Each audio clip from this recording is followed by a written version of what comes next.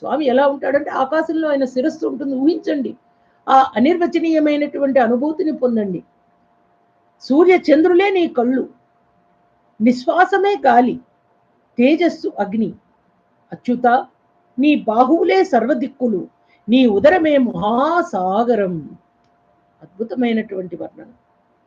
నిశ్వాస పవనశ్చాపి, ఆయన విడిచినటువంటి గాలే ఈ ప్రపంచంలో, ఈ విశ్వాలలో ఉన్నటువంటి వాయువుట.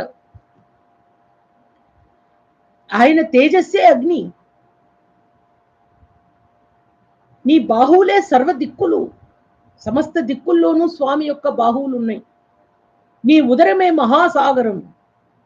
దేవా, నీ తొడలే ఊరూతే పర్వత, ఆయన తొడలే ఈ వింధ్యా పర్వతం, మందర పర్వతం, హిమాలయ పర్వతాలు. మధుసూదన, నీ నాభియే ఆకాశం, నీ పాదాలే భూదేవి.